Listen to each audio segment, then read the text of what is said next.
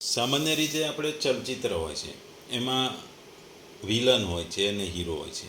ઘણા ચલચિત્રોમાં ઘણા બધા વિલન હોય છે અને ઘણા બધા હીરો હોય છે. આ બધા વિલનોમાંથી એક વિલન અને એક હીરો આખા પિક્ચરમાં ડોમિનેશનમાં હોય છે.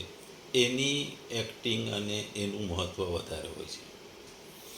આ પિક્ચરમાંનો જે એક હીરો હોય છે, એ જે મહત્ત્વનો હીરો હોય છે, એ આખા પિક્ચરને પોતાના ખભે આગળ વધારે છે અને આ ચલચિત્રનું સુપરહિટ કે સક્સેસ જવામાં એનો મોટો ફાળો હોય છે.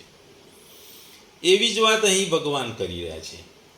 જે 15મા શ્લોકમાં 4 વિલન એટલે કે જે ભક્તિ કે ભગવાનને ભજતાની એની વાત કરી. પછી 16મા શ્લોકમાં 4 એવા વ્યક્તિઓની વાત કરી જે ભગવાનને ભજે છે. એ વાતમાં અહીં આ 17મા શ્લોકમાં ભગવાન આ 4 હીરોમાંથી એક હીરો જે આખા પિક્ચરને ચલચિત્રને સુપરહિટ બનાવે છે એની વાત કરે છે. એટલે ભગવાન આ શ્લોકમાં પોતાના ખાસ ભક્ત, જે 4 ભક્તો હતા એમાંથી ખાસ ભક્ત વિશે આપણને સમજાવે છે, જણાવે છે.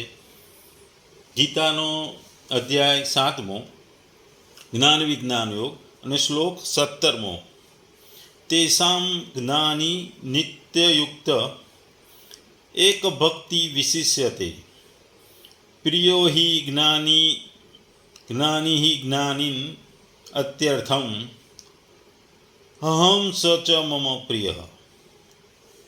ગુજરાતીમાં જો આ શ્લોકનું કહીએ તો આમાંનો જે પૂર્ણ જ્ઞાની છે અને શુદ્ધ ભક્તિમાં તલ્લીન રહે છે તે સર્વશ્રેષ્ઠ છે, કારણ કે હું તેને અત્યંત પ્રિય છું અને તે મને પ્રિય છે. બીજા શબ્દોમાં આ શ્લોકને ગુજરાતીમાં કહીએ તો એમનામાંથી હંમેશા મારામાં એકાત્મા ભાવે સ્થિત અનન્ય પ્રેમ ભક્તિ રાખનાર જ્ઞાની ભક્ત ઘણો શ્રેષ્ઠ છે, કેમ કે મને તત્વથી ઓળખનાર જ્ઞાનીને હું અત્યંત પ્રિય છું અને એ જ્ઞાની મને અત્યંત પ્રિય છે. સામાન્ય રીતે જોઈએ તો ભક્ત અને ભગવાન આમ તો સિક્કાની 2 બાજુ છે. સિક્કો એટલે કે પ્રેમ. જો સિક્કાને આપણે પ્રેમના રૂપમાં જોઈએ તો ભગવાન અને ભક્ત આ પ્રેમ નામના સિક્કાની 2 બાજુ છે.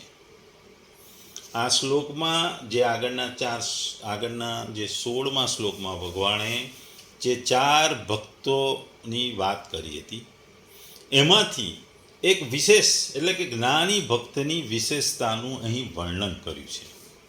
અહીં જ્ઞાની ભક્તની ભગવાને આપણને માહિતી આપી છે અને કહે છે કે એ મને વિશેષ પસંદ છે અને મને એના વગર ચાલે નહીં, અમે 2 એક જ છીએ.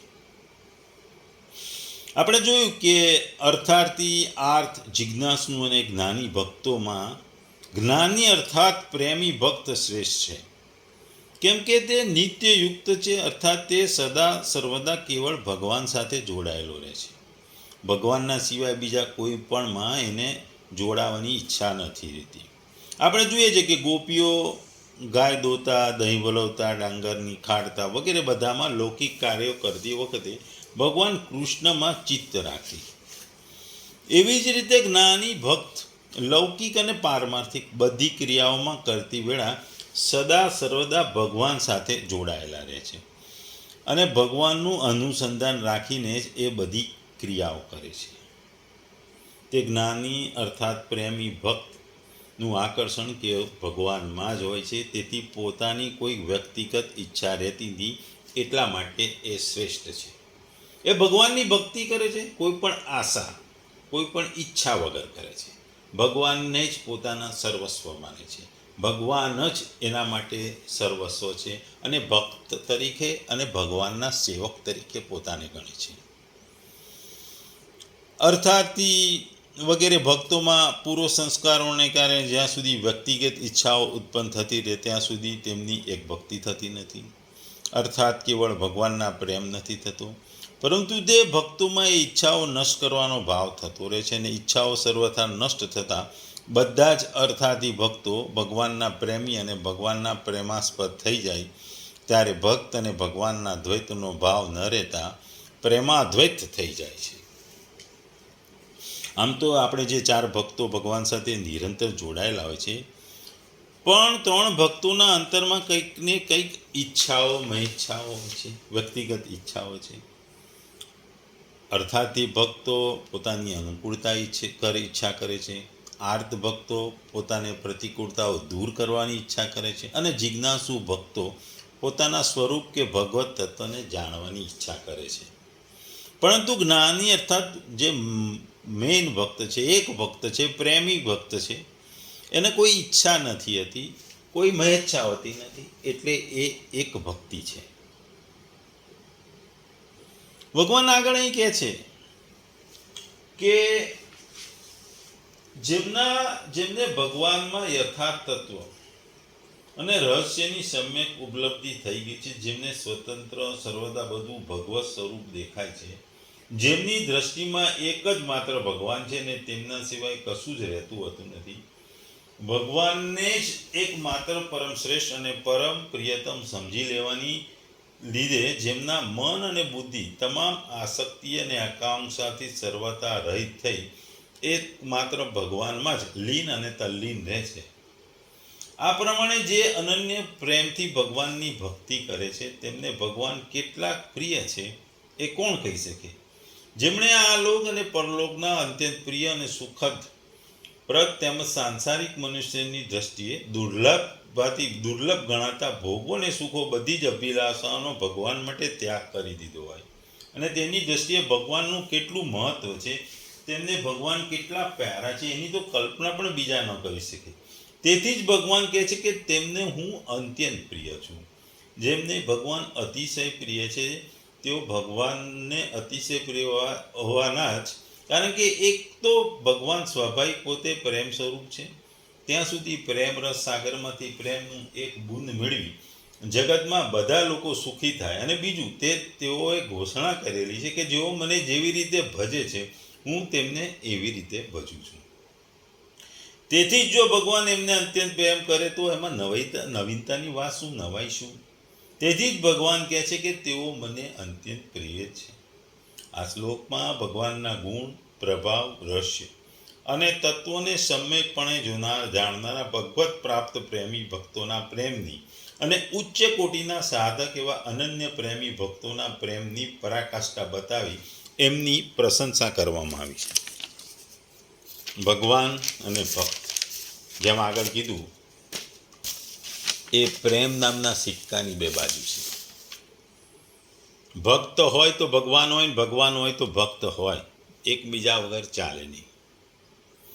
આ બધા ભક્તોમાં ભગવાને જ્ઞાનીને ભગવાનના ભક્તોમાં સર્વોચ્ચ ગણ્યો છે, કારણ કે તેની પાસે 2 ગુણો હોય છે જે અન્ય પ્રકારમાં જોવા મળતા નથી. પ્રથમ, તે નિરંતર આત્મામાં લીન રહે છે, અને બીજું, તે ફક્ત ભગવાનને સમર્પિત રહે છે.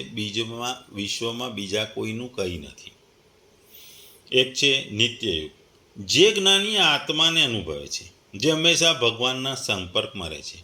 બીજાઓ હવે ભગવાન વિશે વિચારે છે, તેઓ અશંકાલિક ભક્તો છે.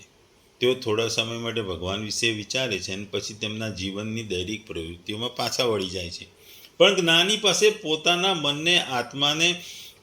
મનને આત્માથી હટાવવા માટે કોઈ સાંસારિક પ્રવૃત્તિઓ તો નથી. તેથી હંમેશા ભગવાન નિત્યયુક્ત સાથે એકરૂપ છે.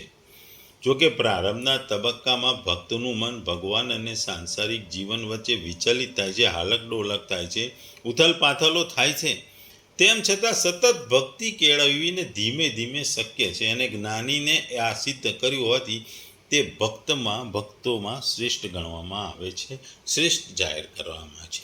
બીજું એક ભક્તિ. જ્ઞાની ફક્ત ભગવાનને સમર્પિત છે. તેને દુનિયાની બીજી કોઈ વસ્તુ સાથે લગાવ નથી. અન્યની ઈચ્છાઓ અને ડર છે, કારણ કે તે વિશ્વ સાથે જોડાયેલા છે, અને મદદ અને રક્ષણ માટે ભગવાન વિચાર કરે છે. બીજી તરફ જ્ઞાનીઓ પહેલેથી જ વિશ્વની ભ્રામક પ્રવૃત્તિઓ જાણી લે છે. તેથી તેને સંપત્તિ અથવા કુટુંબ, નામ કે કીર્તિ જેવી કોઈ પણ વસ્તુ માટે કોઈ આકર્ષણ નથી. જે સામાન્ય રીતે અજ્ઞાનીઓને લલચાવે છે તે એક સર્વોચ્ચ વાસ્તવિકતા જાણે છે અને તેમનું મન તેમાં સમાઈ જાય છે. પ્રભુ તેને પ્રિય છે અને તે પ્રભુને પ્રિય છે. ભગવાન અને ભક્ત વચ્ચે સંબંધની નિકટતા અહીં દર્શાવે છે. બંને વચ્ચે કશું ટકી શકે નહીં. હકીકતમાં વિશ્વ, માણસ અને ભગવાન વચ્ચે ઊભું છે.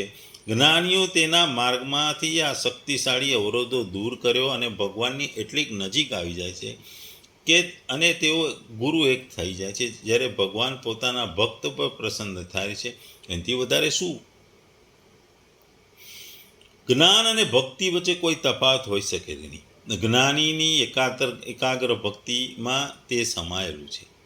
સાધનના પ્રારંભિક તબક્કામાં જ્ઞાન અને ભક્તિ અલગ અલગ દેખાય, પરંતુ જેમ જેમ માણસ ઉચ્ચ અને ઉચ્ચ આધ્યાત્મિક સ્તરે પહોંચે છે, આધ્યાત્મિક સ્તરો પહોંચી જાય છે, સર કરે છે, તેમ તે સત્ય શોધે છે કે ભક્તનો પરમ ભગવાન અને જ્ઞાની બ્રહ્મ એક જ છે.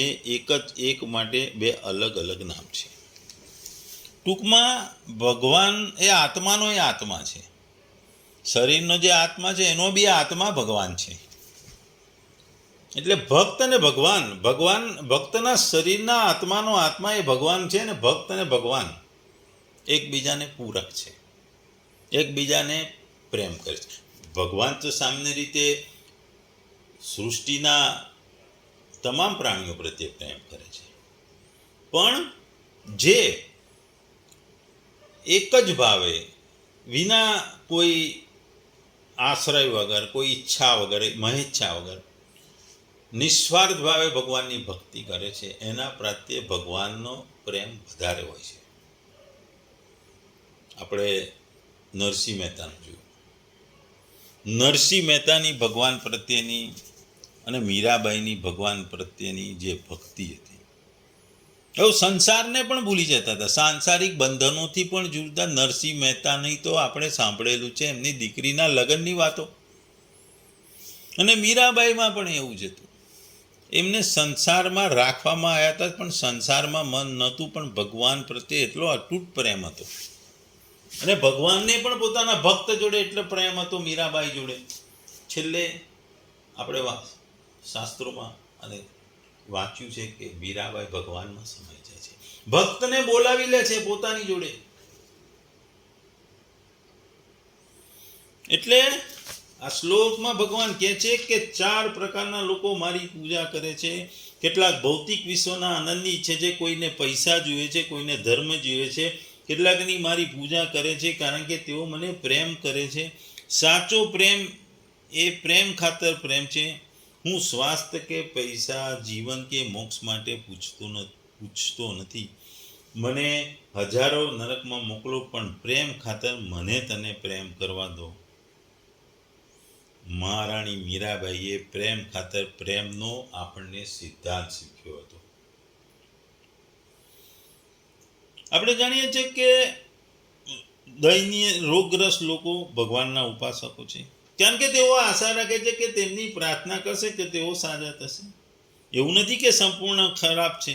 જો આ પ્રાર્થનાઓ પ્રામાણિક હોય અને જો એવો રાખે કે તે ધર્મ નથી. ગીતામાં કૃષ્ણ કહે છે 4 વર્ગના લોકો મારી પૂજા કરે છે: દુઃખી, ભૌતિક વસ્તુની શોધ કરનારા, પૂછનાર અને સત્યના જાણકાર. જે લોકો મુશ્કેલીમાં છે તેઓ રાહત માટે ભગવાન પાસે જાય છે. જેઓ બીમાર હોય છે તે સાજા થવા માટે પૂજા કરે છે. જો તેઓ તેમની સંપત્તિ ગુમાવે તો તે પાછી મેળવવા પ્રાર્થના કરે છે. અને એવા અન્ય લોકો છે કે જેઓ તેમની પાસે તમામ પ્રકારની વસ્તુઓ માંગે છે, કારણ કે તેઓ ઈચ્છાઓથી ભરેલા છે. નામ જોઈએ છે, ખ્યાતિ જોઈએ છે, સંપત્તિ જોઈએ છે, પદ વગેરે. તેઓ કહે છે, વર્જિન મેરી, જો મને જે જોઈએ છે તે મળશે તો હું તમને અર્પણ કરીશ. જો તમે મારી પ્રાર્થના મંજૂર કરવામાં સફળ થશો તો હું ભગવાનની પૂજા કરીશ અને તમને દરેક વસ્તુનો એક ભાગ આપીશ. આ વાત પર ભગવાન કહે છે, આ બધા કરતા મારો પ્રિય એક ભક્ત, મારો એક ભક્તિવાળો ભક્ત એ જ્ઞાની ભક્ત છે કે જાણે છે કે ભગવાન સર્વસ્વ છે. હું ભગવાનને પ્રેમ કરીશ તો ભગવાન પણ મને એટલો જ પ્રેમ કરશે. અરસપરસનો પ્રેમ છે. એટલે ભગવાનને આવા નિસ્વાર્થ ભાવે ભક્તિ કરતા ભક્તની, કે જેને ભક્તિ સિવાય બીજી કોઈ ઈચ્છા નથી, કોઈ ભૌતિક સુખોની મહેચ્છા નથી, એવા ભક્ત ભગવાનને પ્રિય છે. ભગવાને પોતાના પ્રેમી ભક્તને જ્ઞાની નામ એટલા માટે આપ્યું છે કે સર્વ કંઈ પરમાત્મા છે, આ જ વાસ્તવિકતા છે. આ અંતિમ જ્ઞાન છે, આની આગળ કશું નથી. એથી આવો અનુભવ કરનાર પ્રેમી ભક્ત જ વાસ્તવિક જ્ઞાની છે. કારણ કે આવા ભક્તની દ્રષ્ટિમાં એક પરમાત્મા સિવાય બીજી કોઈ સત્તા જ નથી. જ્યારે વિવેકપૂર્વકની પુરુષની દ્રષ્ટિએ સત અને અસત બે સત્તાઓ છે. એટલે જ્ઞાની શબ્દ જીવન મુક્ત તત્વજ્ઞાની માટે નહીં, પણ વાસુદેવ સર્વમનો અનુભવ માટે છે.